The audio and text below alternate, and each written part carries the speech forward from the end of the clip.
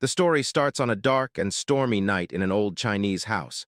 A group of men in black robes stood quietly in a line. One of them asked if anyone was there. The rain had formed puddles, and outside, a dirty child, soaked from the rain, looked at the men in black robes. Their stillness was creepy.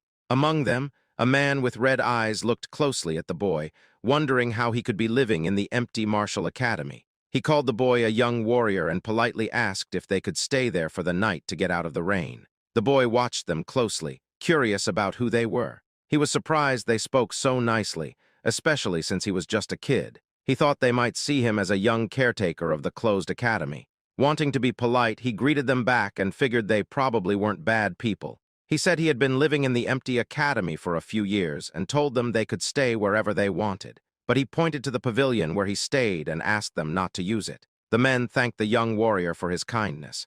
Their leader told everyone to avoid the boys' pavilion and find shelter somewhere else. He asked if they understood, and they all said yes. They went to find their spots. The boy read the word on their robes. It said Tang. He wondered if they were from the same clan. He was curious about what kind of people they were, but he had other things to do. He went into his pavilion. He was busy because it was time for the kids' dinner. The serious mood changed as the boy looked happy. He happily called everyone to eat. There was a big pot. He cheerfully lifted the lid, revealing a small, brown, cricket-like insect inside. The boy remarked that he was almost late and these insects must be starving. He then opened another pot. Inside was a charming, large spider known as the black earth tiger, a tarantula native to Hainan, China. It's a big species growing up to 20 cm with unique stripes that resemble a black tiger. With a chopstick, he picked up an insect to feed Black. As he fed him, he expressed his gratitude for Black's presence, saying he couldn't imagine surviving without these creatures. Black eagerly munched on the insect. The boy was delighted with Black's reaction. He was amazed that this spider, once the size of a fingernail, had already shed its shell twice and grown significantly. He was thrilled. After Black had eaten, the boy opened a drawer. Inside was an orange lizard with white stripes. It was a Baolang cave gecko, another native species known for its striped body and tail. The boy mentioned how difficult it was to get one in his past life because he had no money. But now he could find them everywhere outside. His life was full of joy watching them. As he fed the gecko, it bit him. He yelled and shook his fingers to dislodge it, but it held on tightly. This moment reminded him of his past. Before ending up in this body, he was a streamer with a huge following of 1 million subscribers. He was a professional biologist known as Spicy Fabry, focusing on venomous insects and animals. The trouble began during a live broadcast celebrating his 1 million subscribers, featuring the 10 most dangerous vipers in the world. The most dangerous among them, the black mamba, was seen as the most aggressive, and his trip to Africa to find it led to his demise. He explained to his viewers that he didn't have it yet, and finding it was quite challenging. He decided to take a break and planned to search for it again. His viewers assured him they would wait. He was exhausted and couldn't locate it. In the chat, viewers were worried that the black mamba might be in his house and could bite him. The elusive snake, which he had searched for tirelessly, was actually curled up on top of his refrigerator. During the live stream, it bit him swiftly, and just like that, our boy died. Now back to the present, he frowned, thinking about how it happened after all his hard work. Meanwhile, an elderly man in a black robe stood outside his pavilion door. He knocked and called for the young warrior. The boy opened the door and asked if there was anything wrong. The man expressed his gratitude for the shelter from the rain. He invited the boy to join them for dinner, mentioning they had caught a deer. The boy was thrilled to hear this. He loved meat. Until now, the only meat he had eaten was from snakes and lizards. He gladly accepted the invitation and joined the others. They had set up a bonfire. Everyone gathered around, watching the deer cook. The elder noticed the boy drooling at the sight and mentioned that the deer would take some time to be ready. In the meantime, he asked if he could ask a few questions. The boy felt a bit embarrassed for staring too long but agreed to answer. The elder asked if the boy lived alone and how old he was. The boy wasn't sure if he was 14 or 15. He decided to make up a story that he had hit his head as a child and didn't remember much. When asked if he stayed there by himself, he said yes, explaining he had no special talent. He just caught snakes and sold their skins to get by. The elder was surprised he did such a risky thing. The boy replied that he was used to it. Someone brought over some cooked meat so they could eat first. An old man commented that the young warrior must be hungry. The boy thanked the elder. He mentioned it had been a long time since he had any meat. As he bit into it, he looked genuinely happy. In his mind, he thought, "This is happiness." The older men watched him with smiles.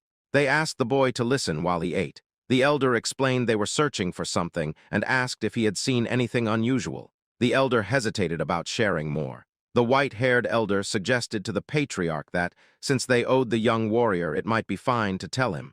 Besides, the boy probably wouldn't understand, and living alone, he wouldn't spread the word. The patriarch agreed with his father and began to explain. They were looking for a centipede with a blue spot on its body. The boy was taken aback by this. They called it the blue spot centipede.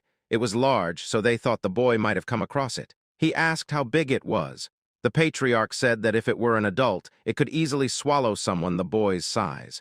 The boy went pale at the idea of such a gigantic centipede. He started to question his assumption that he had just traveled back a few hundred years.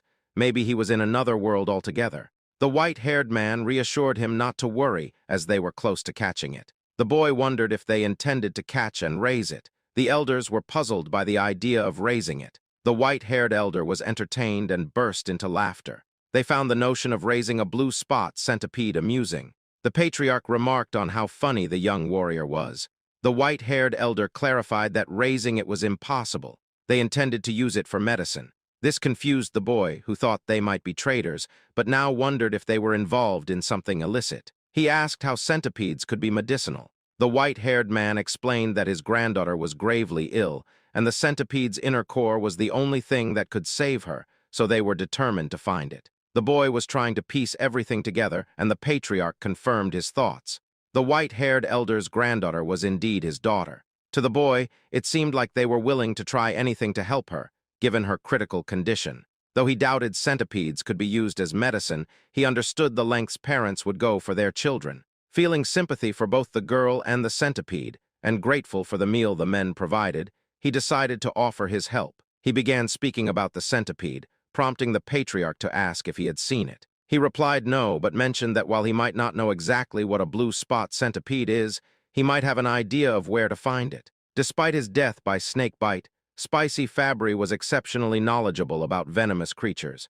Out of the estimated 8.7 million species, about 20,000 are known to be venomous, and he had knowledge of each one. Centipedes were no exception. With expertise in venomous animals, Spicy Fabry was like a walking encyclopedia. The boy recalled his extensive knowledge about centipedes, as if flipping through a mental book. In his mind, he scanned through the information and soon found what he was looking for. Back in reality, he told the elders he might know where to find the creature. The men were surprised and eager to know where. The boy asked about the areas they had already searched. They had looked north and east of the academy, mostly during the day, focusing on the riverside to the north. He wasn't surprised they hadn't found it. He explained, "Of course you couldn't find it." The elder was curious about what he meant by "of course." They urged him to explain. Centipedes, being part of the Arthropoda phylum and Chilopoda class, have a wide range and, being cold-blooded, require shelter to regulate their temperature and humidity. Another interesting fact is that, unlike most insects with a waterproof layer, centipedes have weak waterproofing and pores on their shells. So they don't actually prefer wet places. They need high humidity but dislike being overly wet, yet they can't survive long without water. Thus, the blue spot centipede is unlikely to be found in jungles or by the river. The elders were surprised, as they thought centipedes preferred places like rotten wood cracks. The boy explained that while small ones might be found there, they were searching for a big one. Large centipedes can't stay in jungles or near river rocks because they wouldn't be able to hide. The elders exchanged glances, nodding in silent agreement. They asked where they could find the centipede, promising the boy a big reward if they succeeded. The boy smiled. He pointed west, suggesting they search the Rocky Mountains in that direction. Centipedes enjoy resting under warm rocks during the day and come out at night. A few hours later, they were at the Rocky Mountains, searching thoroughly. The patriarch stood atop a tall, narrow rock, watching closely. One man approached him, suggesting the young warrior might be mistaken. He decided it was time to call it a day. He ordered the signal arrow to be fired, gathering the search team. As the arrow flew, the men gathered around a bonfire. Though exhausted, they still hoped the young warrior was right. They wondered why the centipede remained elusive but believed in the boy's intelligence.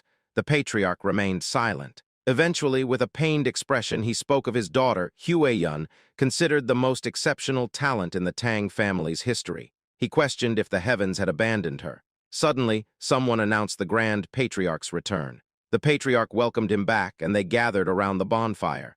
The Grand Patriarch asked if he had also failed to find the centipede. The Patriarch confirmed that he too had failed. He asked if the Grand Patriarch had the same outcome, and the Grand Patriarch nodded. Hueyun had, at most, 3 months left. He doubted they could find the centipede in just 10 days. Silence fell over the group. The Patriarch suggested exploring the south the next day since they hadn't found any traces there. The Grand Patriarch agreed, noting the lack of traces. This statement sparked a realization in the Patriarch. He laughed heartily, admitting he couldn't believe what he had overlooked. He declared that they were indeed in the right place. The Patriarch asked if the Grand Patriarch had noticed something. The Grand Patriarch replied no, but as the Patriarch mentioned, he hadn't sensed any presence or trace. The Patriarch was puzzled. The Grand Patriarch explained that the absence of traces suggested it was there. He asked the Patriarch if he had seen any signs in the past 3 days. The Patriarch admitted he hadn't seen any animals, droppings, or territorial markings. That was when the Patriarch understood. The Grand Patriarch clarified that it was exactly as it seemed. It was unusual not to find any animal traces on such a large mountain. The Patriarch considered the possibility of a territorial creature. The Grand Patriarch suspected that other animals had either fled or become prey to the centipede. He patted the Patriarch's shoulder, assuring him that the blue spot centipede was indeed there. They felt hopeful that they could save Hueyun. The Patriarch wore a sad yet hopeful expression of a father. Suddenly, they felt the ground tremble. Alertness spread through the group. Panic set in as cracks appeared in the ground. The area around the bonfire began to crumble. Unexpectedly, it rose from the earth. Confusion swept over them as they tried to understand what was happening. A limb emerged from the ground, soon followed by another. They pointed at the creature as it surfaced, fear gripping them. Even the Grand Patriarch was filled with unease. Several more limbs emerged. It was indeed the blue spot centipede, and it was massive. Back at the academy, the boy grumbled about the commotion. He wondered just how large the centipede was, given all the noise. He remarked on how he had merely suggested searching for it, yet they seemed to be turning the mountain upside down. He was fascinated by the idea of a centipede big enough to swallow him whole. Being a fan of poison Pokemon, he thought he'd really like to see it. Meanwhile, at the Rocky Mountain, things eventually calmed down. They had defeated the blue spot centipede, though not without injuries. They managed to retrieve the core, a small blue gem, kept safely in a wooden box. The men were moved to tears, relieved they could finally save Hueyun. The Patriarch instructed his father to go to Sichuan first to treat the injured warriors. The Grand Patriarch was puzzled. The Patriarch explained that while grudges are etched in blood, favors are etched in stone.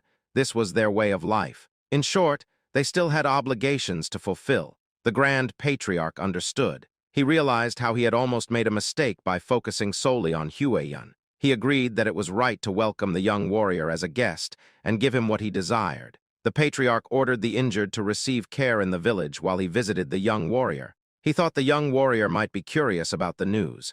Meanwhile, back at the academy, the boy was being affectionately surrounded by 3 small, yellow Pokemon-like creatures. The young warrior faced a new challenge. He had unexpectedly become the caretaker of 3 baby blue spot centipedes. They looked like tiny caterpillars. They were cute and endearing, especially in the way they nuzzled against his face. As he looked at the pot, he remembered something. When he had returned home, he cleaned the eggs and placed them on his nightstand. When he awoke, they had all hatched. One centipede lay contentedly on his head. He had sensed its presence but hadn't expected them to hatch so soon. He looked at the centipedes clinging to him and tried to gently remove them from his shoulders. But there was a problem.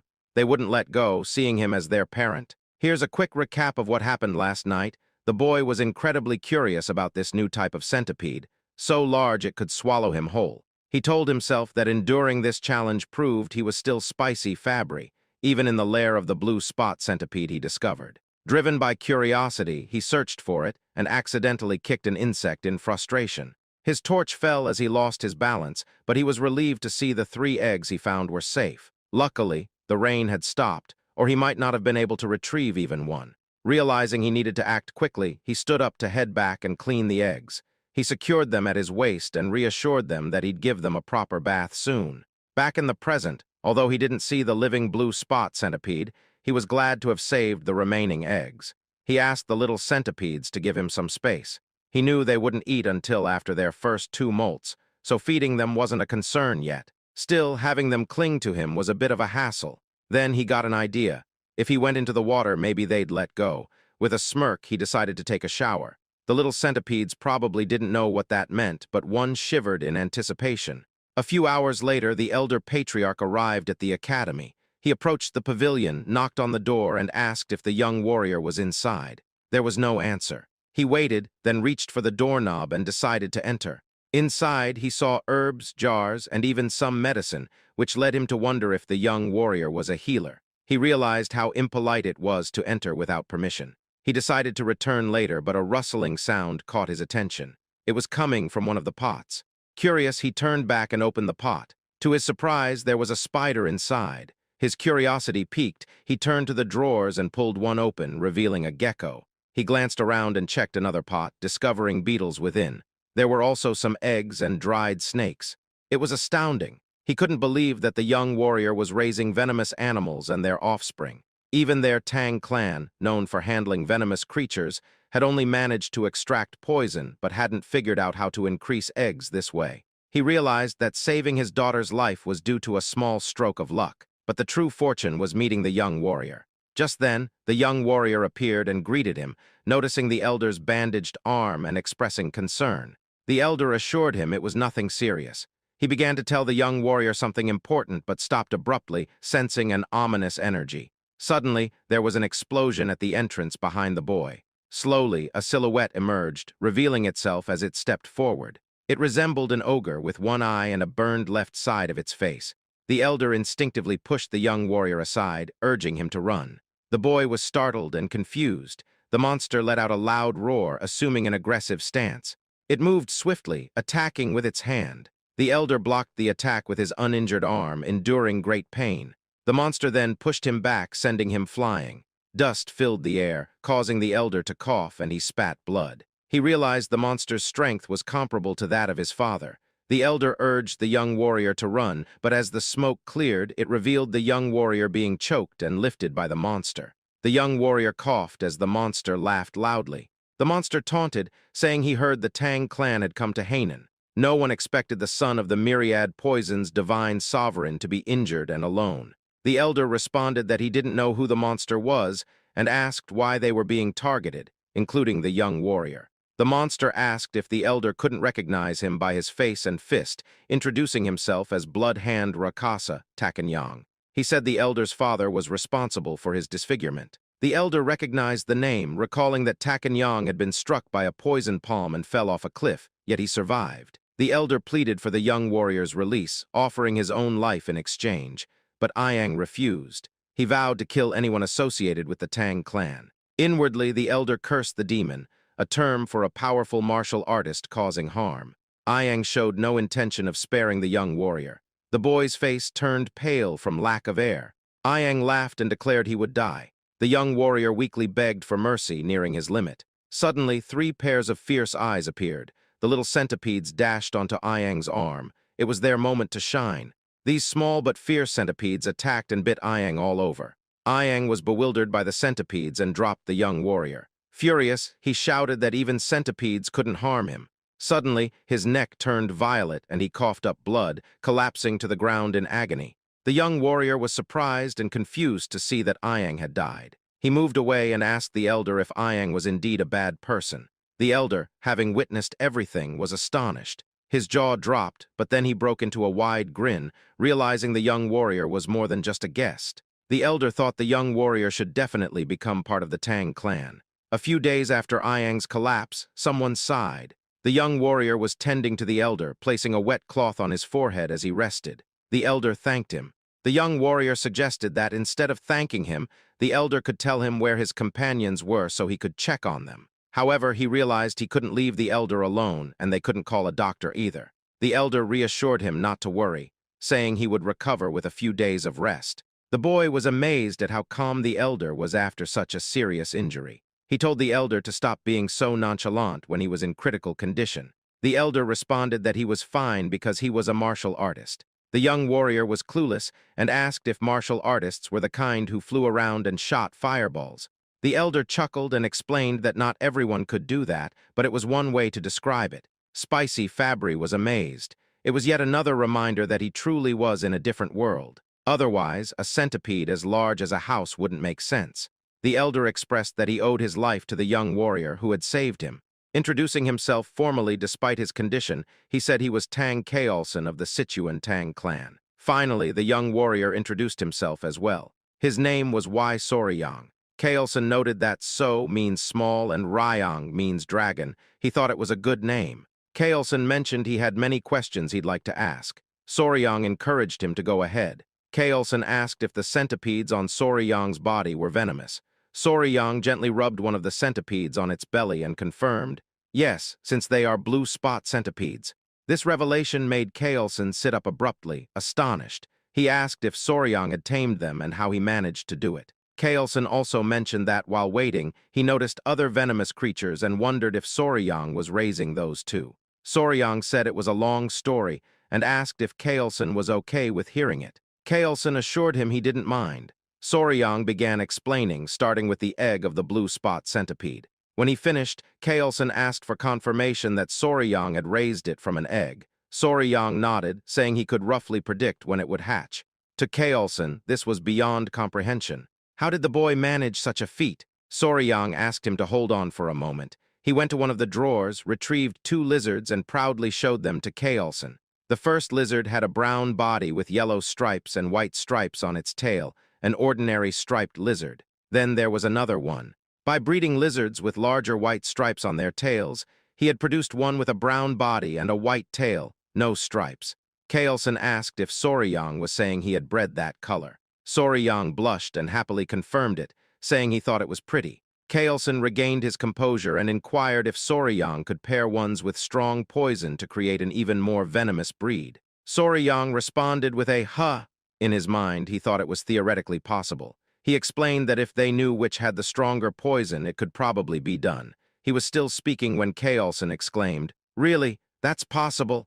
Soryang was taken aback by the elder's intense reaction. Kaolson immediately urged him to join his family. Soryang was bewildered. Kaolson tempted him further, promising that if he joined, they would generously teach him all their martial arts, provide access to all sorts of elixirs, herbs, and any poisons he desired. Kaolson claimed that someone like Soryang could even capture or raise the legendary 10 great venomous creatures of the Central Plains martial world. As if that wasn't enough, Kaolson added, not to brag but to offer, the chance to meet one of the 3 flowers of the Central Plains, his daughter. Soryang exclaimed, "Hold on," and asked Kaolson to repeat what he had just said. Kaolson, amused, remarked that even though Soryang was young, he was still a man. He resumed talking about the flowers of the Central Plains, but Soryang interrupted, telling him to forget about that. Soryang wanted to know more about the 10 great venomous creatures of the Central Plains and asked if they were as amazing as the blue spot centipede. Kaolson assured him, of course. He explained that while the blue spot centipede was impressive, it was ranked lower compared to the 10 great venomous creatures.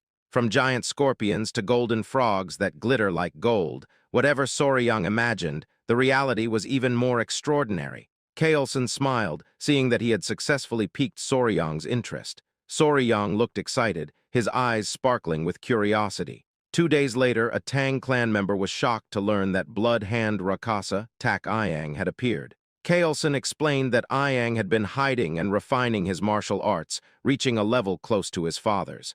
The Tang clan members realized that if the patriarch had sent such a man to his death, he might have reached the realm of 10,000 poisons. They congratulated him. The patriarch corrected them, saying he hadn't achieved that. He revealed that it was the young warrior who had defeated Iyang. The Tang clan members were astonished. One member immediately clasped Soryang's hand, thanking him for saving the patriarch of the Sichuan Tang clan. They asked if he was an elder who had undergone rejuvenation. Soryang was puzzled. Seeing the confusion, the elder asked Soryang to demonstrate. The Tang clan members understood what was coming, and Soryang tapped his chest, calling out his little companions. The Tang clan members watched as Soryang's clothes rustled and 3 adorable centipedes peeked out, causing everyone to gasp. The little creatures crawled into view. Recognizing them as centipedes, the patriarch explained they were blue spot centipedes, and these small creatures had taken down Iyang. The clan members inquired about the poison. It was incredible that Soryang had managed to tame one. The patriarch explained that this was why they wanted to accept the young warrior as part of their clan. However, Soryang said he needed more time to think about it. A clan member told Soryang it was a great opportunity. The patriarch suggested they get moving, as he felt they shouldn't delay. Soryang asked if they were still searching for something. Kaelson paused before explaining that Blood Hand Rakasa, Tak Ayang, had practiced a martial art called the Blood Hand Poison Claw. It was a dark art requiring human blood and bone marrow to reach certain levels. Soryang found that quite unsettling. Kaelson continued, saying that if Ayang had left behind any secret scrolls or disciples, they needed to address it to prevent future threats and ensure such cruel martial arts never returned. Additionally, they needed to rescue anyone who might have been captured. The patriarch asked if Soryang would assist them, given his familiarity with Hainan Island's geography. Soryang looked thoughtful. He considered it. Joining the Tang clan meant a lifelong commitment. It's like checking the company culture and the boss's character during an internship. Soryang agreed to help once the patriarch recovered. They praised him for making the right decision. Soryang replied that helping meant saving lives, so of course he would assist. In his mind, he planned to use this opportunity to learn more about the Sichuan Tang clan. After all, skilled individuals often evaluate their potential employers.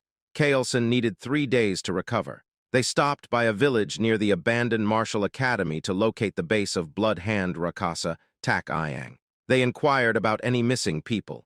An old man mentioned that about 1 or 2 people go missing in the jungle each year, but there hadn't been any noticeable patterns of disappearance. Kaelson was deep in thought. They thanked the village chief for his help, and he humbly replied, "I am honored to assist the famous patriarch of the Sichuan Tang clan." They excused themselves, realizing they hadn't found any significant leads. As they walked through the forest, Soryang commented that there seemed to be nothing special about the village. Kaelson explained that when Ayang found them and revealed himself, it was near that area, but locating his base was proving difficult. Soryang also found it odd that there were no traces. He recalled what Ayang had said, which sparked a realization. He asked Kaelson if he remembered what Ayang said when he appeared. Kaelson admitted he didn't really recall, as he had been struck away by Ayang's attack at the time. Soryang reminded him that Ayang mentioned hearing that the Tang clan had come to Hainan, implying someone had informed him. Therefore, it was simple. They just needed to check the places the Tang clan had passed through in Hainan. Soryang suggested using Ayang's portrait to gather information. The others looked at Soryang in amazement. They found his insight remarkable. If Ayang had been informed by someone who saw the Tang clan, things would indeed be easier. They set off immediately and arrived at a village that seemed gloomy. A Tang clan member reported that, based on what he had heard at the port in Hainan, this village seemed to be the one. The elder noted that it was where the Halai people lived, hoping they wouldn't be hostile. The villagers appeared lifeless. The Tang clan called out to see if anyone was available, catching the attention of a villager. Upon seeing the Tang clan, the villagers asked what the Han people were doing there. An old man, possibly the village chief, approached them. The village chief held the hand of a little girl, flanked by 2 guards, all of whom looked unwell. Kaelson introduced himself. Soryang observed the interaction, noting how weak the child appeared and how lifeless the village seemed. An idea struck him. He noticed that other villagers looked droopy, as if they had taken some kind of medicine. The village chief assured them that no one was missing and nothing unusual was happening in their village. He urged them to leave. The elder began to comment on the disparity between the number of houses and people, but was interrupted by the village chief, who insisted there was nothing to concern themselves with. Once again, they were asked to go back. Kaelson and Soryang were taken aback. Kaelson whispered to Soryang, recalling his earlier comment that the Halai people were supposed to be friendly. Soryang had no response. He noticed the little girl again. She suddenly collapsed. Everyone was shocked. The village chief cradled her in his lap, tears welling up in his eyes. He pleaded with Majin not to leave him, as she was his only remaining relative. He couldn't bear to see her sick, too. Kaelson approached the village chief, offering his limited knowledge in medical arts. He sought permission to help. The village chief asked if it was Central Plains Medical Arts. Kaelson confirmed. Though not a physician, he had some medical knowledge and asked if he could examine the child. The village chief allowed him to proceed. The village chief then explained that a plague had been spreading through the village, causing children to die and healthy people to suffer. Kaelson promised to do his best to help. The village chief expressed his gratitude as they brought the girl inside. He scolded the guards for standing idly and instructed them to guide the physician and his party into the house. They hurried towards the house. Soryang asked a Tang clan member if the elder knew medical arts as well. The man confirmed. He explained that the Tang clan's martial arts involve dealing with poisons, making them proficient in medicine. Since martial arts begin with understanding one's body, some knowledge of medical arts is necessary. Soryang initially thought they were an assassin group that used poison. He considered that if he joined the Tang clan, it would be beneficial to learn medical arts instead of the frightening poison arts. The man added that they sometimes capture wicked individuals, inject them with poison, and observe the reactions. Soryang's expression was amusing as he interpreted this as human experimentation. The more he imagined it, the more uneasy he felt. The village streets were deserted. Inside one of the houses, someone sighed. Kaelson explained that he had transferred some of his energy to stabilize the girl's breathing. The village chief thanked him profusely, pleading for the life of his only granddaughter. Kaelson mentioned something odd about the child's pulse and asked if she had a weak heart from birth. The village chief explained that she had been sick for half a year. Besides his granddaughter, others in the village had also fallen ill with what they called a mysterious disease. This was why he had urged them to leave earlier. Kaelson offered to provide good medicine for the heart and asked for the villagers to be gathered so they could try it. The village chief was overcome with emotion, thanking him sincerely. Soryang observed Kaelson closely. Later that night, a Tang clan member walked with the patriarch, acknowledging his hard work tending to the patients. The patriarch thanked Gyupi. Pai inquired about the symptoms. Kaelson explained that the symptoms were quite unusual: lethargy, swelling in the eyes, light fever, and irregular pulses. Those with severe symptoms all had heart problems. Kaelson asked where Soryang was, and Pai replied that Soryang, likely exhausted from helping all day, had fallen asleep. He had left him in his room. Kaelson agreed, noting that Soryang had been following them without knowing any martial arts, which would naturally tire him out. Kaelson decided to check on him, and Pai offered to lead the way. They entered the room, finding Soryang sleeping soundly on the bed with his 3 centipedes resting in a basket. Kaelson peeked through the door. Noticing something, he immediately entered and raised his hand towards Soryang. His hand came down heavily, waking Soryang with a sting on his cheek. Kaelson was glaring at him. Soryang, confused by the sudden action, instinctively moved away, cradling his sore cheek. He gritted his teeth, growing angry, and demanded to know why Kaelson had done that, complaining about the pain. The elder apologized, explaining that there was a bug on Soryang's face and he had tried to catch it. Soryang found this hard to believe, but Kaelson asked him to listen. He explained that he had stopped by to check on Soryang before sleeping and had noticed a bug on his face. Given the many venomous insects in the area, Kaelson thought it was too dangerous to leave it there, so his hand acted on its own. He showed Soryang the bug, noting its size. Soryang was surprised to see it and then had a realization. He confirmed with Kaelson that although the patients exhibited various symptoms, they all had arrhythmia. Kaelson affirmed this. Soryang then identified the cause of the town's illness, pointing to the bug and saying it was the kissing bug, a species from the Reduviidae family. The kissing bug got its name because it often bites around the eye or lip area, sucking blood quietly, even more so than a mosquito. This is why they're also known as vampire or assassin bugs. While the bugs themselves aren't venomous, their stomachs are full of harmful parasites. When they bite, people can easily get infected through their excrement, leading to trypanosomiasis, also known as Chagas disease. This disease ranks 7th among the most deadly to humans. Soryang asked the village chief if the village dogs also showed symptoms similar to humans, like running out of breath easily. The village chief confirmed this and asked if the bug was responsible. Soryang affirmed it was. The chief asked if this meant they could save his granddaughter. Soryang said it was possible with the right medicine. Kaelson grinned. He asked Pai for his opinion, and Pai acknowledged the young warrior's true value. Soryang noticed their exchange and wondered what was going on. They reminded him that they were from the Sichuan Tang family. Soryang looked puzzled, and Kaelson repeated the statement. In his mind, Soryang wondered, so what? His expression was both annoyed and confused, which was amusing. Kaelson explained the concept of gu, described as venomous parasites or witchcraft, created by evil men in China. These men used the bugs to inflict pain or control others. Soryang found this incredible. Kaelson agreed, but noted that many martial artists had been killed by gu or forced to commit terrible acts, like harming their own families or becoming slaves to these evil men. This is why many have tirelessly sought an antidote to counteract goo. Kaelson explained that they were referring to cures that either expel the goo from the body or dissolve and kill them inside. Soryang started to understand. Kaelson then asked who might succeed in creating such a cure, and proudly declared that, of course, it was the great Sichuan Tang family. He assured them that if they had a remedy that could dissolve a fist-sized worm inside the body, a tiny bug wouldn't be a problem. He showed the curse melting orb, noting that even a small amount of the medicine should suffice.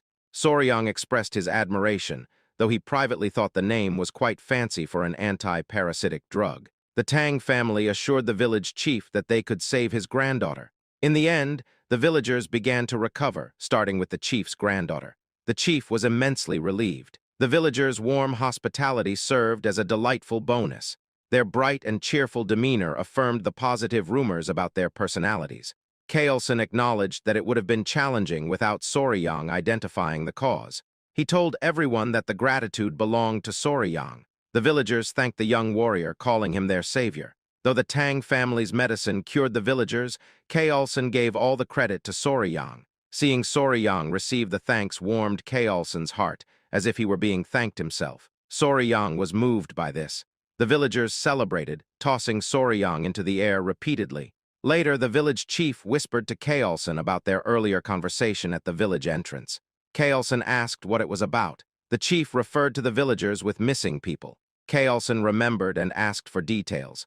The old man, wishing to repay their kindness, shared a strange story he heard. Among the village women, one was from another village and told him about a tragedy a few years back where people disappeared.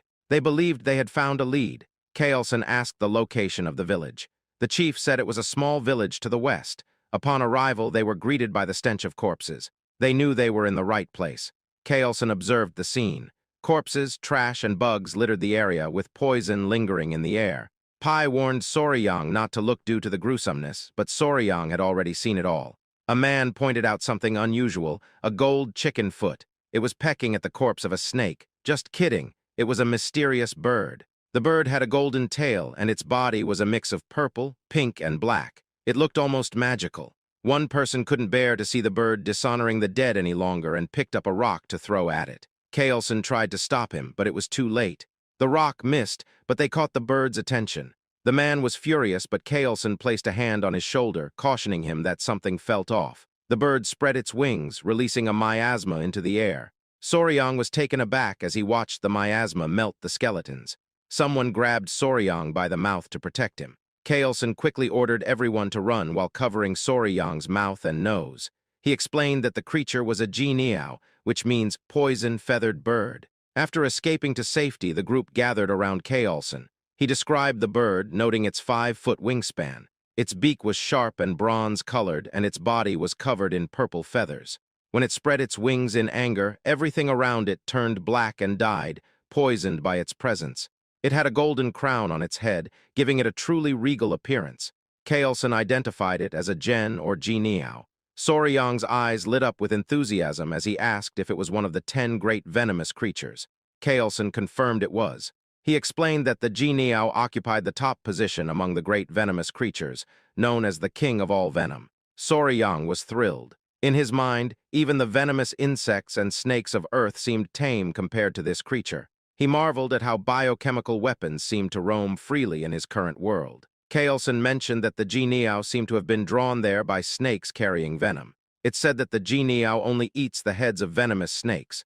Soryang asked if it was common. Kaelson replied that it was not common at all and quite rare, so rare that one might only catch a glimpse of it once in 100 years. Soryang was amazed, prompting Kaelson to ask why he was so interested. Soryang asked if it was possible to catch the Jianiao, which left the Tang members astonished. Kaelson, amused, asked if Soryang truly wanted to attempt capturing it. Soryang replied yes, but expressed concern about the venom. Kaelson smiled, recognizing Soryang's keen interest in the 10 great venomous creatures. If that was the case, Kaelson explained there was a way. Soryang was surprised to hear this. Kaelson informed him that by mastering the Tang clan's poison techniques, he would become immune to all poisons, including the venom of the Jianiao. With their clan's martial arts, he could block any poison in the world. Kaelson cunningly added that they don't teach their clan's techniques to outsiders, and even as patriarch, he couldn't break this rule. Soryang eagerly asked if joining the family would allow him to learn these techniques. He also asked if becoming immune to poison would truly enable him to withstand the Jianiao's venom. Kaelson reassured him. Of course, he promised that if Soryang agreed now, he would teach him everything and take care of his talents. He warned that if Soryang took too long to decide, he might hesitate as well. Feeling the pressure, Soryang announced his decision to join the clan. He expressed eagerness for Kaelson's guidance and began addressing him as patriarch instead of elder. The clever man had a playful smile and acted like he hadn't coaxed Soryang into agreeing. Kaelson told Soryang